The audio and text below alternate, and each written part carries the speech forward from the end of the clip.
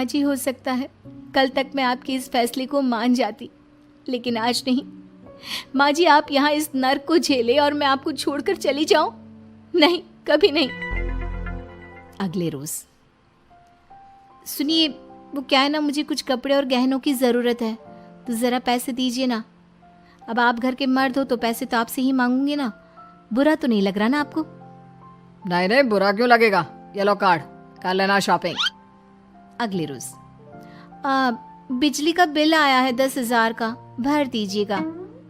इतना बिल कैसे आ गया? बेटा वो क्या है ना, सारा दिन बहू घर में रहती है तो कमरे में एसी और टीवी चलता रहता है। अब कम से कम बाहर जाए तो 4 पैसे कमा कर लाए। लेकिन हम लोगों को थोड़ी ना औरत की कमाई खानी है, वो तो मर्द ही करता है ना। पति पर्स देखता है और फिर हाँ माँ, ठीक बोल रही हो। खैर चलता हूँ, ऑफिस का वक्त हो गया है।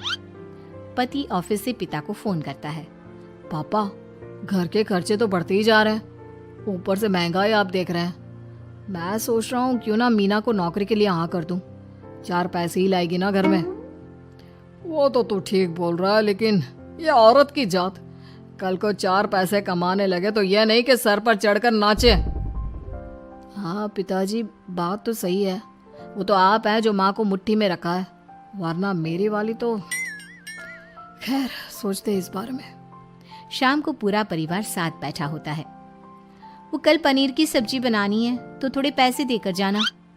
और हाँ, कीर्तन भी रखा है संडे को, उसके लिए सामान की लिस्ट बना दी है, ले आना। पापा को दे दो, वो ले आएंगे। अरे पापा कहाँ से ले आएंगे, मेरे पास नहीं है पैसे वैसे। लो, पैसे ही नहीं है? मेरे पापा की जेब तो हमेशा नोटों से भरी रहती है। बेटा, लक्ष्मी को जो पूजता है ना, उसके पास लक्ष्मी रहती है। जो घर की औरतों को मारे पीटे, वो भला कैसे लक्ष्मी का लाभ ले सकता है। वाह वाह, क्या बात है, तो जबान खुल रही है तुम्हारी। लगता है भूल गई पुरानी मार और डांट, क्या? हाँ माँ जी, शांत हो जाइए। मैं नहीं देख सकती आपको मार खाता, और फिर हो सकता है कि मैं आपको बचाने आऊँ तो ये भी मुझे मारे। ठीक है बहू, मैं कुछ नहीं कहती, तू ये लिस्ट बस दे दे, मैं चलिए आराम करने। फिर अगले रोज, सुनिए जी, वो मायके जाना है। वो क्या है ना, शादी के बाद से गई नहीं, तो ट्रेन की टिकट बुक करवा देना। तो मैं भी तो साथ जाऊंगा ना तुम्हारे। तो ठीक है, फिर फ्लाइट की ही टिकट करवा दीजिए। वो क्या है ना, अच्छा थोड़ी ना लगता है आप पहली बार मेरे साथ जा रहे हो और हम ट्रेन से चले, ठीक है ना? पति ऑफिस जाता है, जहाँ उसका दोस्त कहता है, अरे क्या हो गया यार, परेशान सा दिख रहा है। तेरी तो नई नई शादी हुई है, भाभी परेशान कर रही है क्या? अरे नहीं यार, तू तो जानता है थोड़ी सी कमाई में घर चलाना मुश्किल हो रहा है। तू कैसे मैनेज करता है यार? कैसे क्या यार, तू जानता है ना मेरी बीवी रिया को, वो टीचर है, फिर घर में ट्यूशन करती है, साथ में बच्चे भी पढ़ लेते हैं।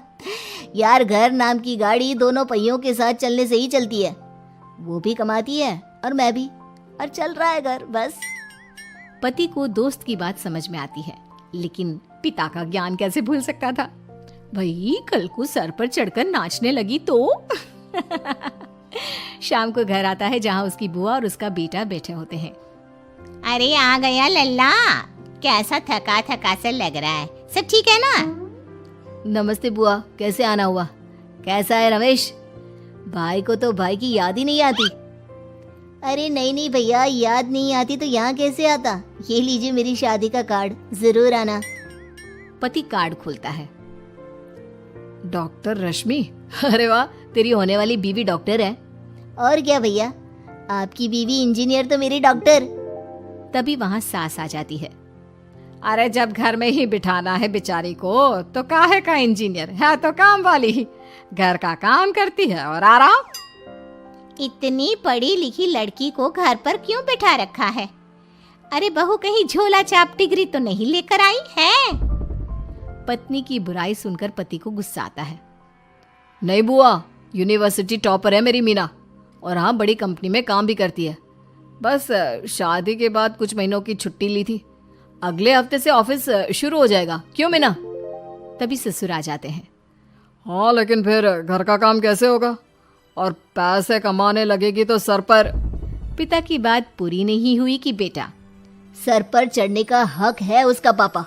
पत्नी है वो मेरी, यानी मेरे घर की रानी। और रानियां तो सर का ताज होती है। क्यों मीना? मीना पति की बात सुनकर शर्मा जाती है।